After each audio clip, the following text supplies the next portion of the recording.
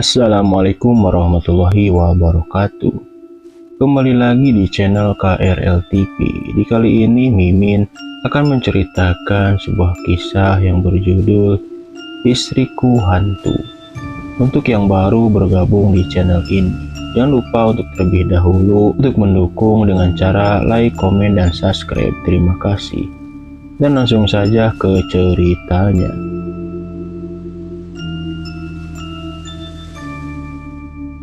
Namaku Rian. Tak pernah menyangka bahwa pernikahanku akan berubah menjadi teror yang menghantui hidupku setiap malam. Semua berawal ketika aku menikahi Ratna, wanita cantik yang baru ku kenal beberapa bulan lalu. Aku jatuh cinta padanya sejak pandangan pertama.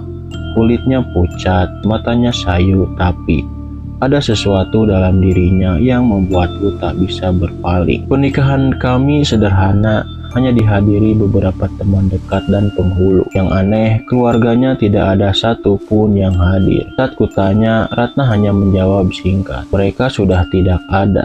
Aku tak mau menggali lebih dalam, takut mengungkit luka lama. Malam pertama yang mengerikan.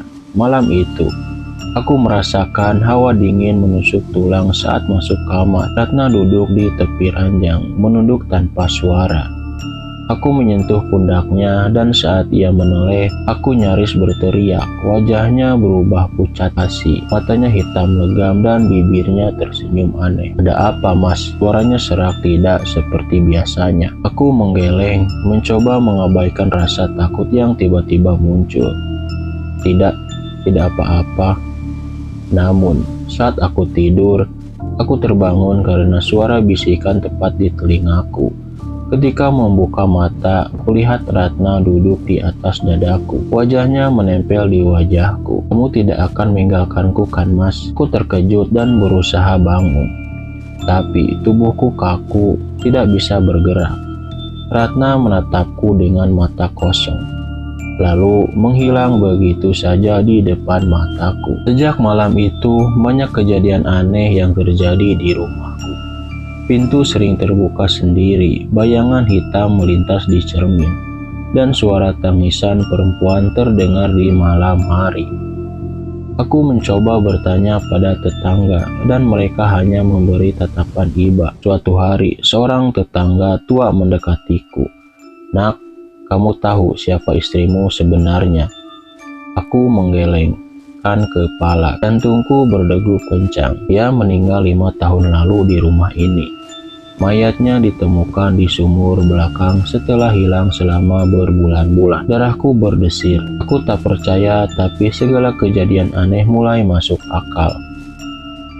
Aku segera pulang dan mencari informasi di internet.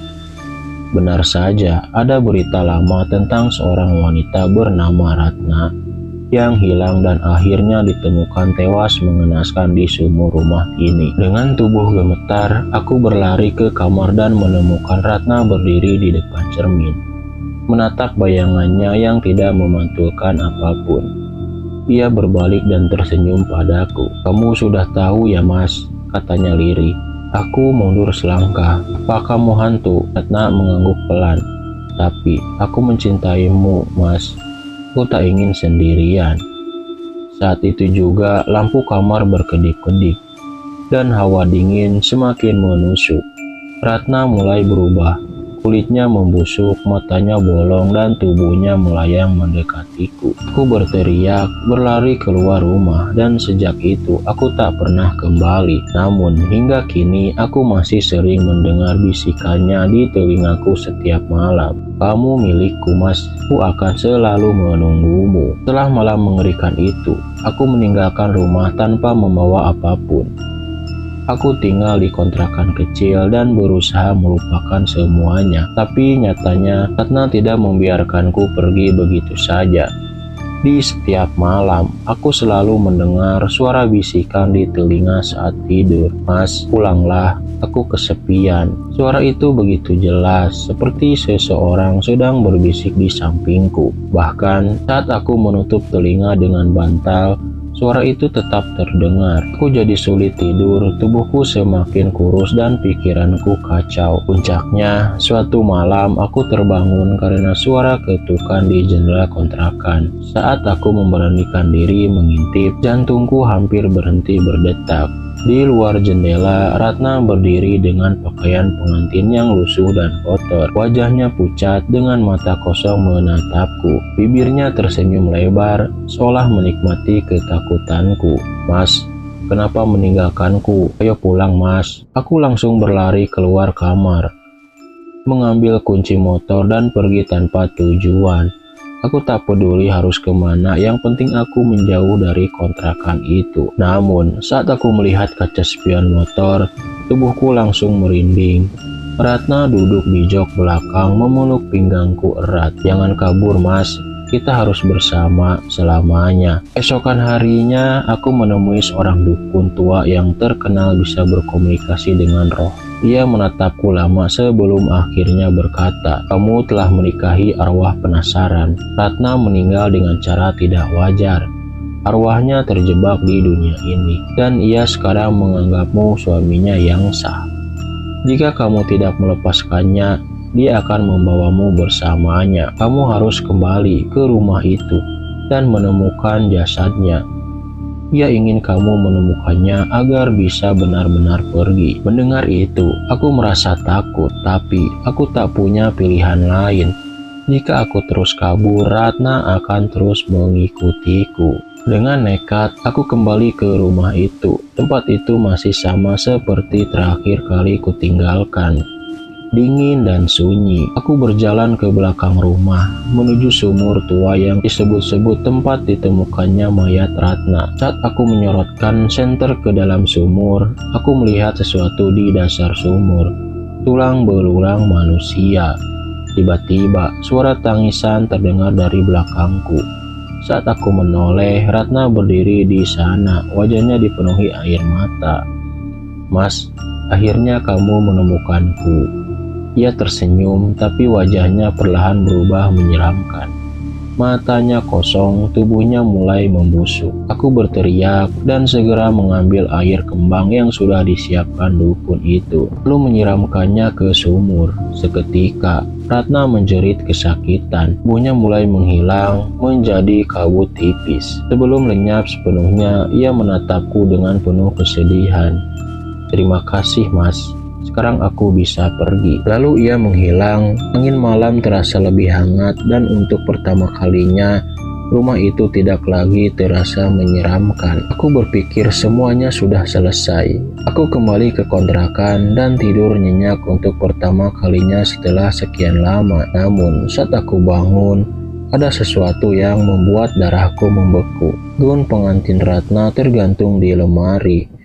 Dan di kaca kamar ada tulisan dengan goresan darah, "Kamu tetap milikku, Mas, sampai ajal menjemputmu." Jantungku berdetak kencang saat membaca tulisan di kaca. Aku menggosok mataku, berharap ini hanya mimpi, tapi tidak. Goresan darah itu nyata. Aku merasakan hawa dingin merayap di tengkukku. Perlahan, aku menoleh ke arah lemari. Gaun pengantin Ratna yang lusuh masih tergantung di sana, bergerak pelan seolah ada angin yang berhembus dari dalam lemari. Aku mundur perlahan, mencoba mengatur napas. Bukankah dia sudah pergi? Pikirku panik. Tiba-tiba, lampu kamar berkedip-kedip. Suara bisikan halus terdengar di telingaku. "Aku sudah kembali. Aku sudah bilang, kita akan selalu bersama, Mas." Aku melonjak ketakutan dan segera keluar dari kamar. Namun, saat membuka pintu, aku membeku. Di depan pintu, Ratna berdiri. Wajahnya pucat, bibirnya tersenyum lebar, dan matanya kosong menatapku. "Kenapa, Mas, pergi lagi? Aku tidak suka," katanya dengan nada pelan, tapi mengandung ancaman. Aku mencoba berlari, tapi tubuhku terasa berat, seolah ada sesuatu yang menahanku. Ratna melangkah maju, mendekatiku perlahan. Aku melihat tangannya yang kurus dan pucat mulai berubah menghitam, membusuk di depan mataku. "Aku sudah membantumu, Ratna. Aku sudah membebaskanmu." Ratna tertawa pelan. "Tidak, Mas. Aku tidak akan pernah pergi. Aku akan tinggal bersamamu selamanya. Tiba-tiba, sesuatu menekan dadaku. Aku tak bisa bernapas. Ratna memegang pundakku erat. Kukunya yang panjang mencengkram kulitku. Aku ingin berteriak, tapi suara itu tertahan di tenggorokanku.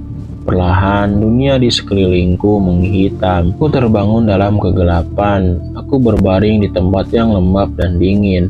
Aku mencoba bergerak, tapi tubuhku terasa kaku. Saat aku membuka mata, aku melihat dinding di sekelilingku. Dinding ini bukan dinding kamar, tapi dinding kayu yang sempit dan berdebu. Aku tersadar, aku ada di dalam peti mati. Aku mulai panik, mencoba memukul-mukul tutup peti. Napasku memburu, keringat dingin mengalir di pelipis. Di luar, aku mendengar suara Riri Ratna berbisik, "Nang Mas, aku sudah menggali kuburan yang indah untuk kita. Sekarang kita bisa bersama selamanya." Lalu suara tanah mulai berjatuhan di atas peti mati. Gelap, sunyi, dan aku tak bisa kemana-mana.